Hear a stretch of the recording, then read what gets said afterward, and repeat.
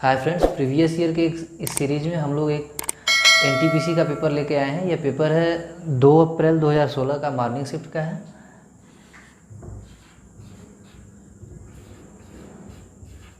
ठीक है,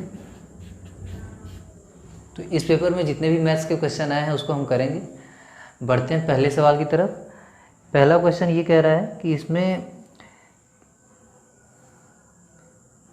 पी ने एक वस्तु 1200 रुपये में खरीदी और इसे 10% लाभ पर बेच दिया। यदि वह 1380 रुपये में बेची गई होती तो प्रतिशत लाभ में कितने की वृद्धि होती। तो अगर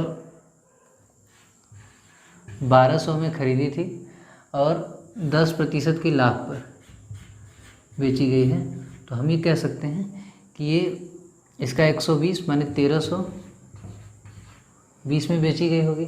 बाद में हमसे पूछा जा रहा है कि यदि इसे 1380 रुपये में बेचा जाता है 1380 में, तो लाभ में कितने प्रतिशत की वृद्धि होती। तो क्लियरली दिख रहा है कि इससे अगर हम कंपेयर करें तो 60 रुपये इससे ज़्यादा हो रहा है। अगर 1200 का 60 हम लोग कंपेयर कर लें तो ये कितना हो जाएगा भाई, 5% हो जाएगा। ठीक है, 5% एक्स्ट्रा प्राप्त होते हैं हमको।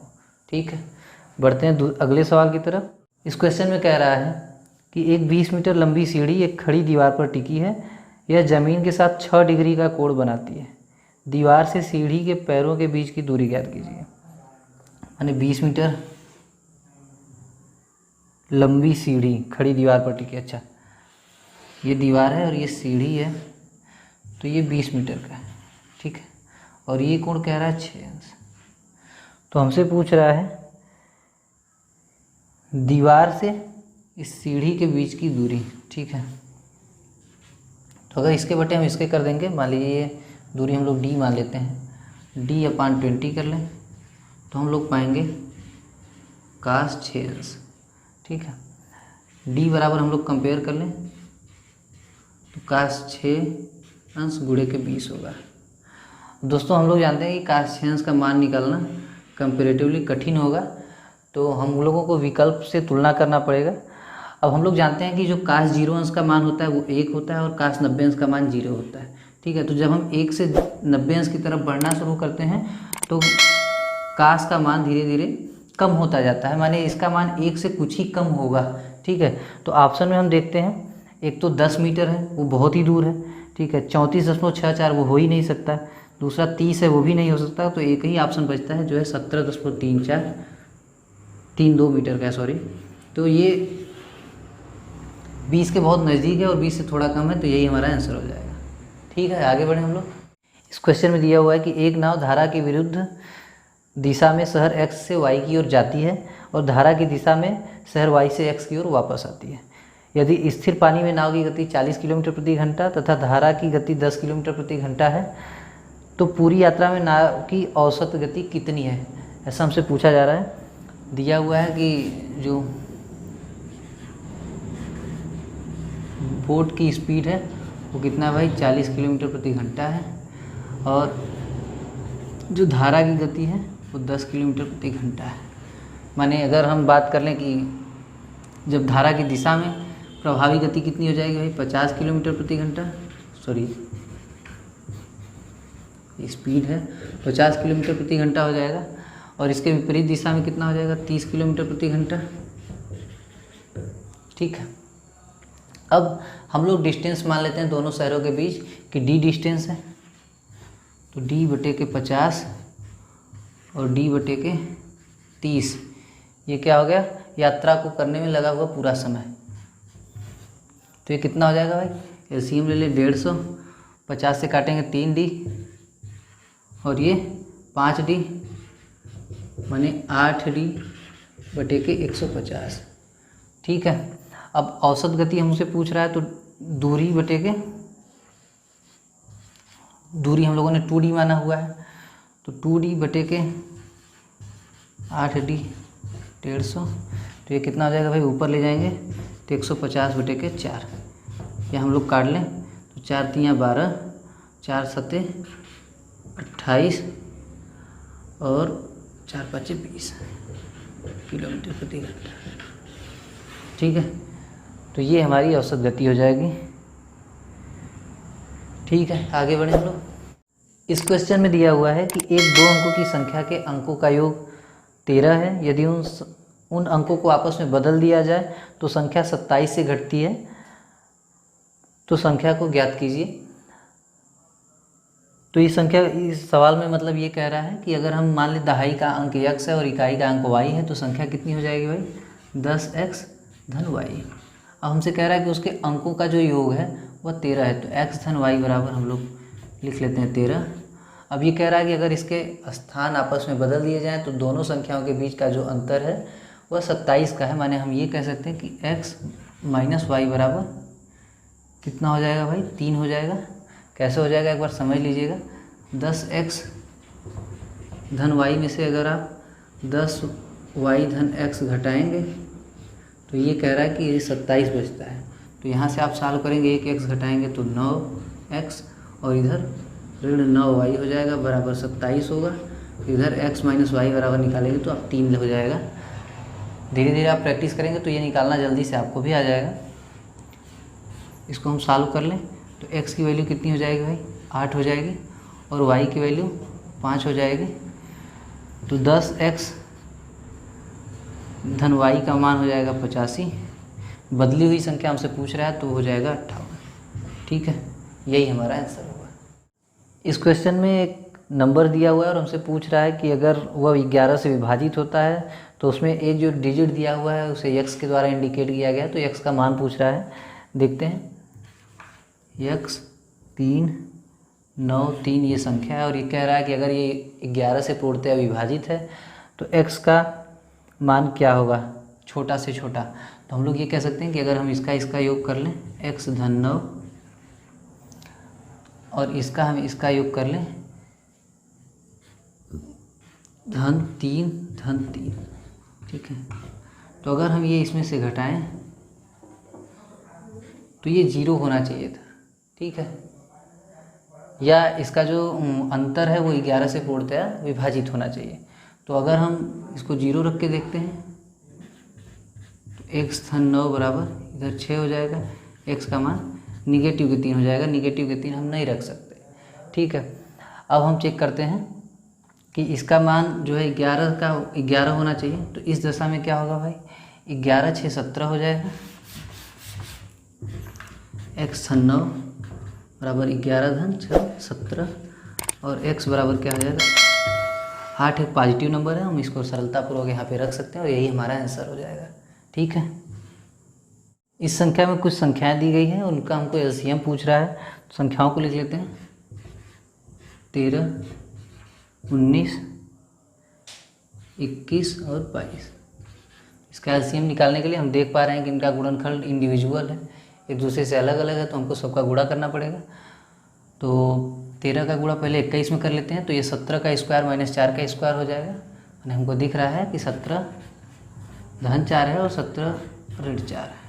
ठीक है, फिर गुणा करना आसान हो जाएगा हमको। तो 17 का स्क्वायर कितना होता है भाई? 289 होता है, उसमें 4 का स्क्वायर घटा देंगे तो ये 273 हो गया। ठीक है, 273 में अगर हम 22 का गुणा करें तो इसको हम 2 भागों में तोड़ सकते हैं, 11 गुणे 2 और इसको 19। अब 273 11 में कितना होगा भाई? 2730, माने 10 बार गुणा कर दें, उसमें 273 जोड़ दें तो ये हो जाएगा 3003 के। एक बार फिर से समझ लीजिएगा, इसमें 10 का गुणा कर दिए एक बार तो ये इतना बन गया, और इसमें 273 जोड़ देंगे तो 3 7 3 10 7 2 9 1 10 और 3। ठीक है, तो इस तरीके से ये निकल जाएगा। अब इसमें 2 का गुणा करेंगे तो ये 6006 हो जाएगा। इसमें 19 का गुणा करना होगा तो 19 छक्का 114 के 4 हाथ में लगाए 11, 0 में गुणा करेंगे फिर एक बचा, फिर 0 1 19 छक्का 114। ठीक है, तो ये हमारा आंसर है। ठीक है, आगे बढ़ें हम लोग। इस क्वेश्चन में दिया गया है कि P की लंबाई 5 फीट है और उसने ध्यान दिया कि उसकी परछाई की लंबाई 7 फीट है। उसके बाद उसने माना कि स्कूल की इमारत की परछाई 42 फीट की बनती है। तो स्कूल की इमारत की लंबाई क्या है, ऐसा हमसे पूछा जा रहा है। तो हम ये कह लें कि जो उसकी परछाई की लंबाई है वो 7 फीट है और उसकी लंबाई 5 फीट है, और उसके स्कूल की परछाई 42 फीट की है। तो इसकी कितनी बनेगी भाई? 5 बटे के 7 गुणे के 42 हम काट देंगे। 30 फीट स्कूल की लंबाई आ जाएगी और यही हमारा आंसर होगा। ठीक है, अगले क्वेश्चन की तरफ बढ़ते हैं। अगले क्वेश्चन में दिया गया है कि 12 मीटर और 17 मीटर लंबे खंभे ज़मीन पर सीधे खड़े हैं, यानी एक खंभा 12 मीटर का है और एक खंभा 17 मीटर का है। इधर ये 12 और इधर ये 17 कर लिया हम लोगों ने। आगे पूछ रहा है कि उनके पैरों के बीच की दूरी 12 मीटर है, माने ये जो डिस्टेंस है ये 12 मीटर का है। तो उनके शीर्ष छोरों के बीच की दूरी ज्ञात कीजिए। ये जो दूरी है ये हमसे पूछ रहा है। ठीक है, तो हम क्या करें, सिंपली इसको अगर हम मिला दें तो ये पाएंगे कि ये एंगल समकोण होगा। ये दूरी कितनी होगी भाई, 12 होगी। अब ये कितना बचेगा, ये 12, तो ये कितना बचा, 5 बचेगा। ठीक है, अब अगर ये 12 है ये 5 है तो ये कितनी होगी भाई, इसको हम कर्ण मान लेते हैं। तो कर्ण बराबर कितना हो जाएगा, 12 का स्क्वायर माने 144, 5 का स्क्वायर माने 25। इसको हम टोटल कर लें तो 169 हो जाएगा, माने जो कर्ण है उसका मान 13 हो जाएगा। यही 13 इसका आंसर होगा। ठीक है, अगला क्वेश्चन में दिया हुआ है हमको 3081 के भागे 0.09, तो 9 से हम काट देंगे 9 बार में, और इधर दो अंक पे दशमलव, इधर 5 अंक पे, तो ये परिवर्तित होकर हो जाएगा 3 अंक पे, माने ये, तो ये हो जाएगा हमारा आंसर। ठीक है, बढ़ते हैं अगले क्वेश्चन की तरफ। अगले क्वेश्चन में कह रहा है कि 2 धनात्मक संख्याओं का अंतर 50 है और उन संख्याओं का अनुपात 7 संबंधित 2 है। तो हम मान लेते हैं कि जो संख्या है वो 7x और 2x है। ठीक है, अब इनके बीच का जो अंतर है वो 50 का है और इनके बीच अगर यूनिट डिफरेंस का देखें तो वो 5x का है, माने हम ये कह सकते हैं कि x का मान कितना है भाई, x का मान 10 है। आगे हमसे पूछ रहा है कि दोनों संख्याओं का गुणनफल कितना होगा। तो दोनों संख्याओं का गुणनफल कितना हो जाएगा भाई, 7 दूनी के 14x स्क्वायर, तो 14x स्क्वायर का वैल्यू कितना हो जाएगा 100, तो ये गुणनफल हो जाएगा 1400। यही हमारा आंसर होगा। अगला क्वेश्चन एक वेन आरेख पे है। तो एक वेन आरेख दिया गया है जिसके आधार पर हमसे कुछ सवाल पूछे जा रहे हैं। तो पहला क्वेश्चन पूछा जा रहा है कि कितने लोग काफ़ी पीते हैं, और काफ़ी पीने वालों को सर्किल से दर्शाया गया। तो सर्किल में जितने भी अंक हैं उसको जोड़ देते हैं। तो ये है 43, 45, धन 23, धन 15, धन 38। ठीक है, तो 43 45 कितना हो जाएगा भाई, 88 हो जाएगा। 88 में अगर हम लोग 23 जोड़ेंगे तो 111 हो जाएगा। 111 में अगर हम 15 जोड़ेंगे तो 126 हो जाएगा। 126 में अगर हम 38 जोड़ेंगे तो 126 और 30 156, 8 जोड़ेंगे 164 हो जाएगा। तो 164 हो जाएगी टोटल उनकी संख्या। ठीक है, ये हो जाएगा पहला आंसर। दूसरे में पूछ रहा है कि कितने लोग रस और चाय पीते हैं लेकिन काफ़ी नहीं। तो रस पीने वालों को रेक्टेंगल से दर्शाया गया है और चाय पीने वाले को ट्रायंगल से दर्शाया गया है, लेकिन काफ़ी नहीं पीने का संदर्भ है वहाँ पे। तो हमारा आंसर कितना हो जाएगा भाई, 36 हो जाएगा। ठीक है, अगले क्वेश्चन की तरफ चलते हैं। ये भी उसी वेन आरेख से रिलेटेड है। इसमें पूछा है कितने लोग चाय और काफ़ी पीते हैं लेकिन रस नहीं पीते। तो ये हो जाएगा आपका 45। ठीक है, तो ये तीनों हमारे आंसर हो जाएंगे जो वेन आरेख पे डिपेंडेंट है। ठीक है, आगे बढ़ेंगे। इस क्वेश्चन में दिया हुआ है कि एक निश्चित धनराशि का साधारण ब्याज की एक निश्चित दर से 6 वर्षों के लिए निवेश किया गया है। यदि यह 3% अधिक दर पर निवेश की गई होती तो 900 रुपये अधिक प्राप्त होते। तो मूलधन ज्ञात कीजिए। तो हम लोग मान लेते हैं कि अगर ये 3% अधिक दर से निवेश की गई है तो 900 रुपये प्राप्त हो रहे हैं। तो इस दशा में हम ये कह सकते हैं कि अगर 1% पे निवेश की गई होती तो हमको कितना प्राप्त होता भाई, 900 का बटे 3 माने 300। अब ये 6 वर्ष में प्राप्त हो रहे हैं। अगर 1 साल में अगर हम निकालना चाहें तो इसके बटा 6 करना पड़ेगा, माने हम ये कह सकते हैं कि ये वैल्यू हमको 50 प्राप्त होगी। ठीक है, 1 साल में 1% का जो वैल्यू है वो 50 है, तो 100% का वैल्यू कितना हो जाएगा भाई, 5000, और यही हमारा आंसर होगा। ठीक है, आगे बढ़ें हम लोग। इसमें दिया गया है कि दो समरूप त्रिभुज हैं, तो बना लेते हैं।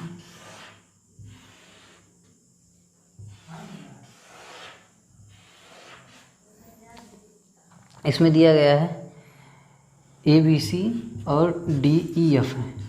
ABC और DEF दो समरूप त्रिभुज हैं, जिसमें BC 4 सेंटीमीटर है और EF 7 सेंटीमीटर है। अब इसमें आगे पूछ रहा है कि अगर त्रिभुज ABC का क्षेत्रफल 144 है तो त्रिभुज DEF का क्षेत्रफल ज्ञात कीजिए। तो हम लोग जानते हैं कि जो त्रिभुज का क्षेत्रफल होगा ये इनके किसी भी भुजा के वर्गों के अनुपात में होता है। तो हम लोग ये कह सकते हैं कि अगर 4 स्क्वायर यूनिट का मान 144 है तो 7 स्क्वायर यूनिट का मान कितना हो जाएगा भाई, 144 बटे के 4 का स्क्वायर गुणे 7 का स्क्वायर। अब 4 चौके ये 16 है, 16 से अगर हम इसको काटेंगे तो 16 9 144 हो जाएगा। अब 49 में अगर हम 9 का गुणा कर दें तो ये कितना हो जाएगा भाई, 50 माइनस 1 5 9 45, 450 में से अगर हम 9 घटा देंगे तो ये कितना हो जाएगा, 441। ये हमारा आंसर हो जाएगा। ठीक है, आगे बढ़े हम लोग। इस क्वेश्चन में दिया हुआ है कि A और B साथ मिलकर एक काम को 40 दिनों में पूरा करते हैं। उनकी काम करने की दर का अनुपात 8/5 है। A उसी काम को अकेला कितने समय में पूरा कर पाएगा। तो दिया गया कि इनके काम करने की जो दर है उसका अनुपात 8/5 है। तो हम ये मान लें कि जो A है वो 8 काम करता है और जो B है वो 5 काम करता है। चूँकि ये दोनों 40 दिन में काम को पूरा कर पाते हैं तो हम ये मान सकते हैं कि दोनों मिलकर 13 काम करते हैं, और इसमें 40 का गुणा कर दें तो कितना हो जाएगा टोटल काम भाई, 13 चौके 52 के पीछे एक 0 बढ़ा देंगे। ठीक है, 520 पूरा काम हो गया। अब ये एक दिन में 8 काम कर सकता है तो 520 में अगर हम 8 का भाग दे दें तो हमको पता लग जाएगा। 8 छक 48 और 8 पचे 40, तो 65 दिन में A उस काम को समाप्त कर सकता है। ठीक है, आगे बढ़े हम लोग। अगले क्वेश्चन की तरफ बढ़ते हैं। अगले क्वेश्चन में एक सिंपल सा मल्टीप्लिकेशन हमसे पूछा गया है, 3.26 गुणे के 7.2। तो लास्ट डिजिट एक बार हम लोग चेक कर लें तो सब में 2 है, लेकिन लास्ट के 2 डिजिट अगर हम लोग चेक करते हैं तो ये अलग अलग है यहाँ पे। तो इसको हम लोग लास्ट का 2 डिजिट से कर लेते हैं। ठीक है, तो इसको हम लोग कर सकते हैं। अभी मान लें कि इसमें 1000 का गुणा करके 1000 का भाग दे दिया गया है, तो ये कुल हमको इतना ज्ञात करना होगा। ठीक है, तो 326 गुणे के 70 धन 2 हो जाएगा ये। ठीक है, अब 70 से अगर हम गुणा करेंगे तो 7 तरीके 21 फिर 3 0, और इसमें गुणा करेंगे तो 7 छक 42 के 2, 7 दूनी 14 4 18 0, 2 से गुणा करेंगे तो 600, और फिर 2 से इधर गुणा करेंगे तो 52। लास्ट का 2 डिजिट अगर हम जोड़ दें 52 20 72 आ जाएगा। एक ही में हम लोग देख रहे हैं कि लास्ट में 72 है, तो वही हमारा ऑप्शन हो जाएगा। ये संख्या है 23.472। तो ये हमारा आंसर हो जाएगा। ठीक है, आगे बढ़े हम लोग। इस क्वेश्चन में दिया हुआ है कि एक समकोण त्रिभुज है जिसका क्षेत्रफल 30 वर्ग मीटर है, उसका ऊंचाई उसके आधार से 7 मीटर अधिक है। तो आधार को पूछ रहा है हमसे। ठीक है,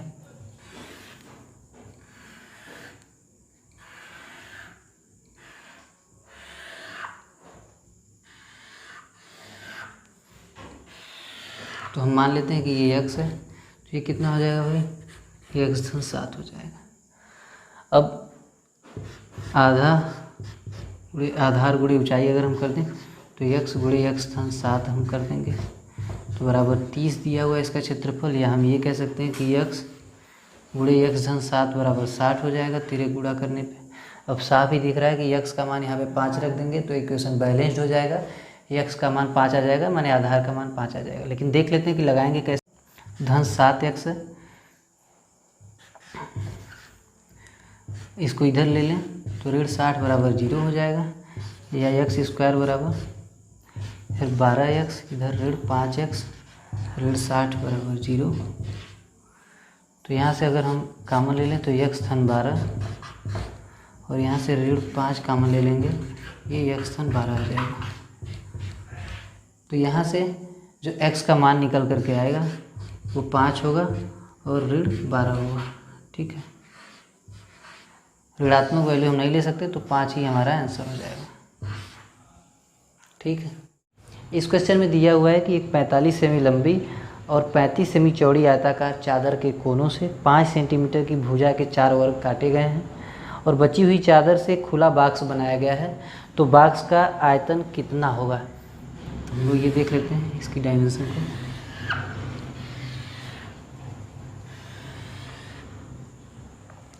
ये 45 है और ये 35 है। ठीक है, तो 5 का अगर इधर से स्क्वायर कटेगा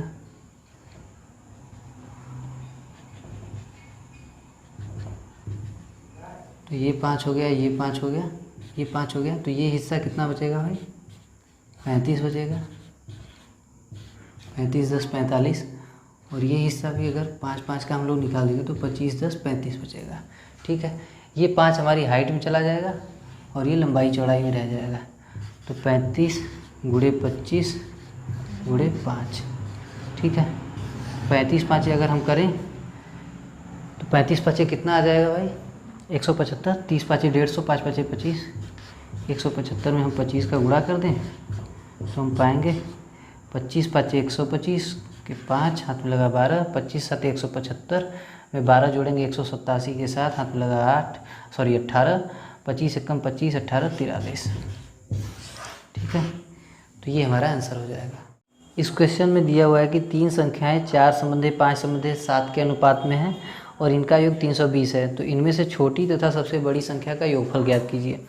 तो संख्याएं 4 संबंधी 5 संबंधी 7 हैं, तो हम मान लेते हैं कि 4 यूनिट 5 यूनिट और 7 यूनिट है, तो इन तीनों का जो योग होगा कितना होगा भाई, 5 4 9 7 16 यूनिट। 16 यूनिट का मान जो दिया हुआ है वो 320 है, तो 1 यूनिट का मान कितना हो जाएगा भाई, 16 यूनिट का अगर मान 320 है तो हम ये कह सकते हैं कि 1 यूनिट का मान 20 होगा। अब सबसे छोटी और जो सबसे बड़ी संख्या है उसका योग कितना होगा, 11 यूनिट, तो 11 यूनिट का मान कितना हो जाएगा भाई, 11 गुणे के 20 माने कि अगर हम 11 गुणे 20 कर लें तो 220 आ जाएगा और यही हमारा आंसर।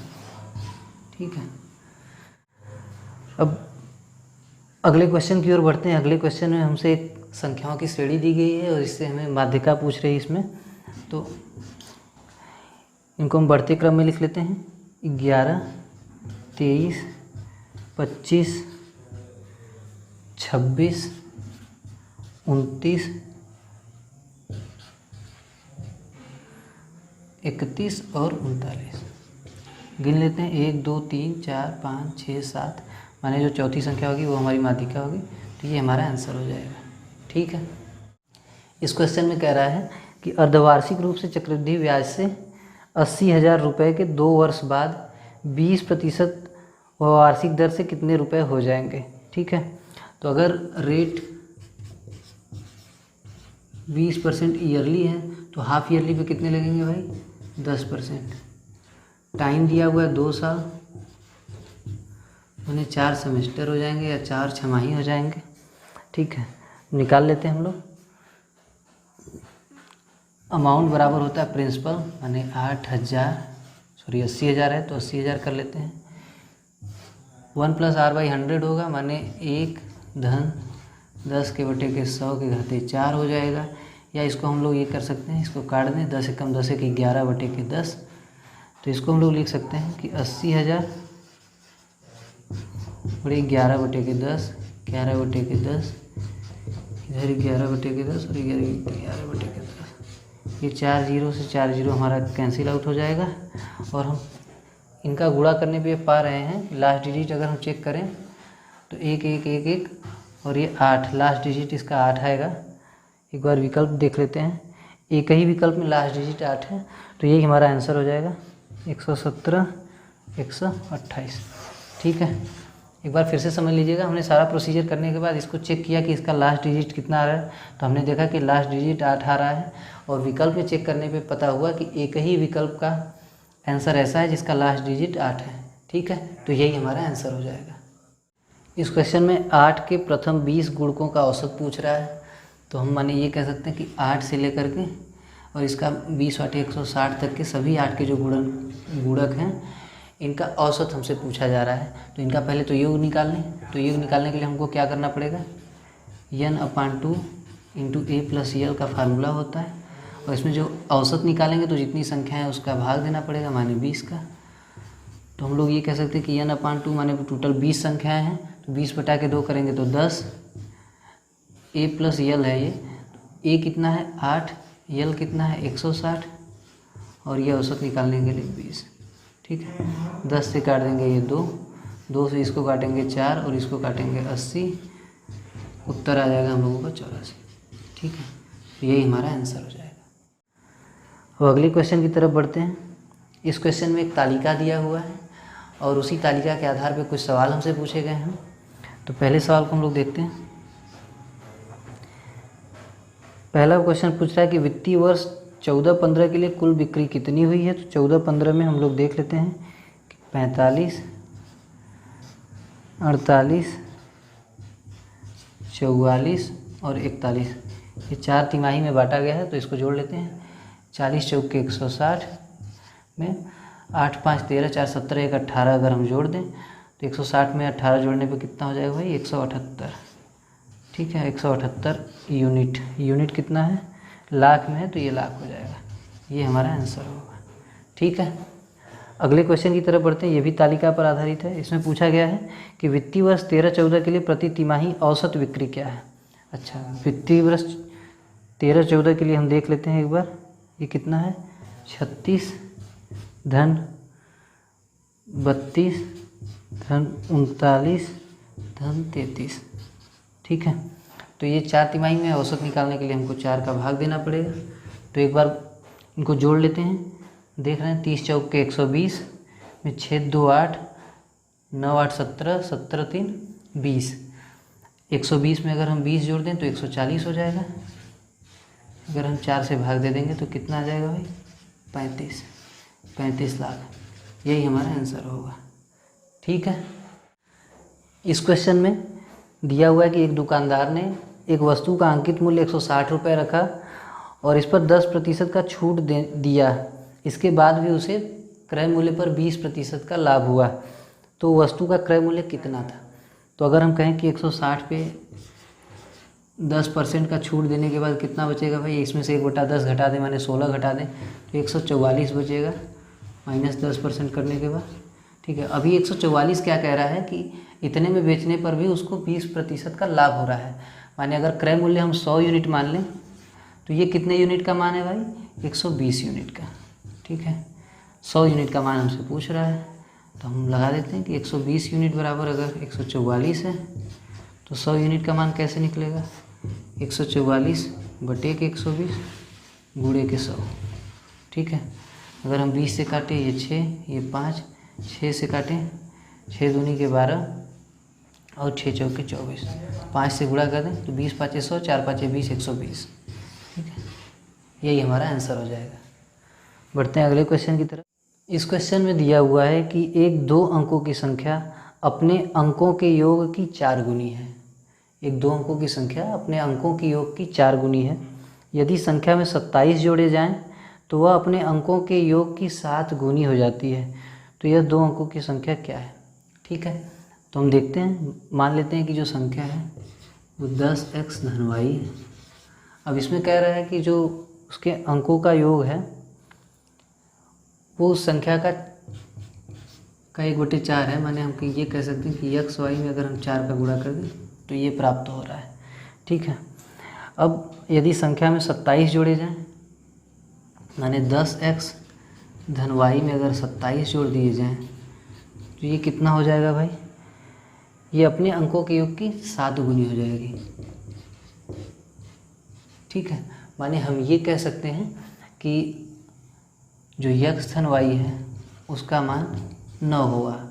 किस तरीके से ये कह सकते हैं, क्योंकि अगर हम इसको घटा देंगे तो 3x धन y बचेगा और इधर खाली 27 बचेगा। फिर हम इधर 3 को अगर ले जाएंगे तो हमको 9 प्राप्त हो जाएगा। ठीक है, अब अगर हम ऑप्शन में देखते हैं तो एक ही ऑप्शन है जिसके अंकों का योग 9 है और वो 36 है। ठीक है, तो यही हमारा आंसर हो जाएगा।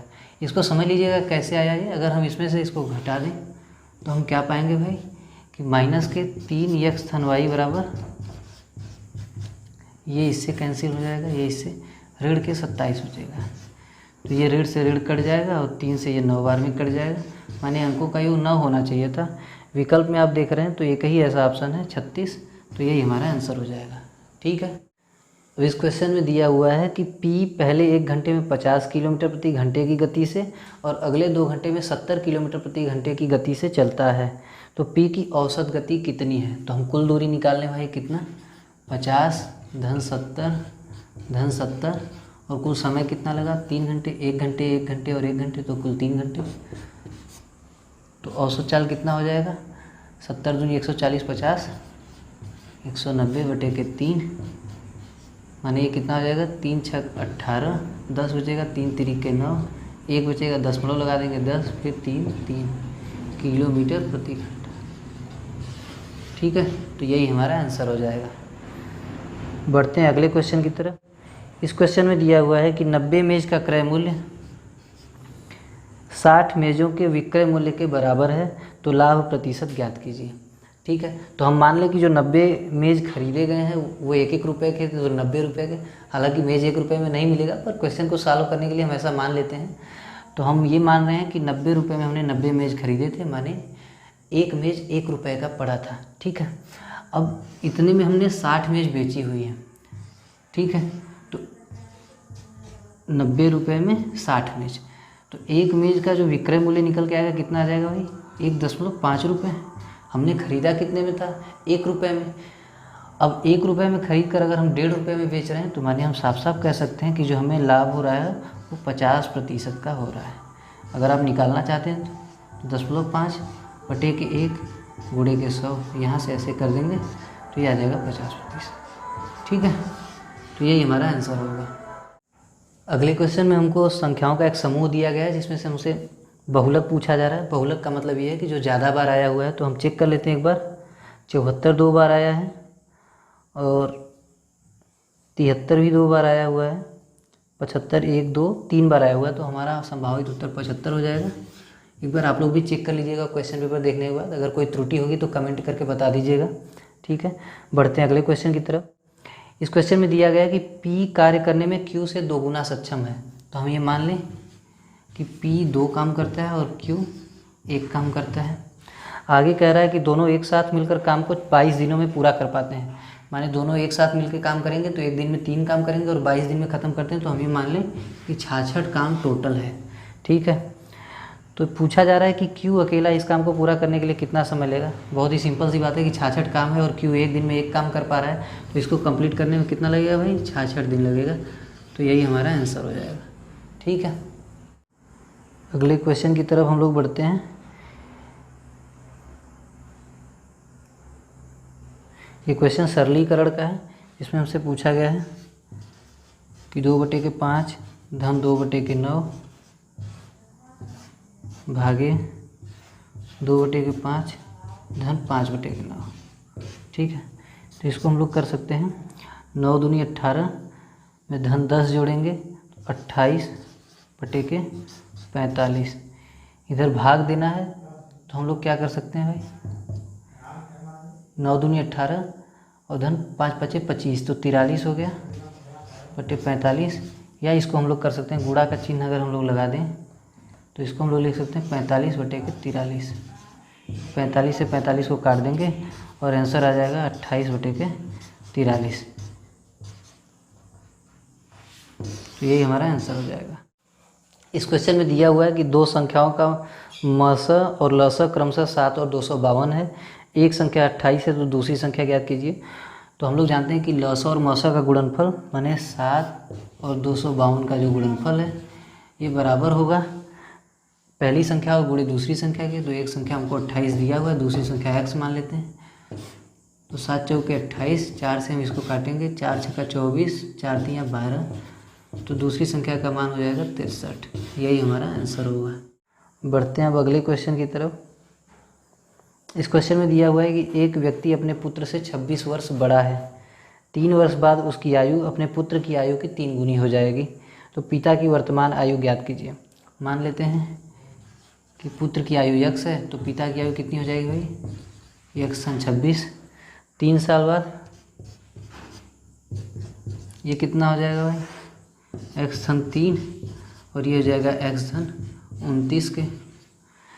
अब हमसे कहा गया है कि जो पुत्र की आयु की 3 गुनी होगी, माने हम इधर 3 का अगर गुणा कर दें तो ये बराबर हो जाएंगे एक दूसरे के। तो 3x धन 9 बराबर के x सन 29। इसको इधर भेज दें और इसको इधर भेज दें, तो ये घटने पे कितना आएगा, 2x, और ये इधर घटने पे, सॉरी ये 29 है, ये घटने पे 20 आएगा, तो x बराबर 10। पिता की आयु हमसे पूछी गई है वर्तमान आयु, तो वर्तमान आयु कितनी हो जाएगी भाई, 36 साल। यही हमारा आंसर होगा। ठीक है, आज का पेपर यहीं पे समाप्त होता है दोस्तों। हम लोग मिलते हैं आपसे अगले वीडियो में, तब तक अपना ख्याल रखिएगा। Take care, bye bye.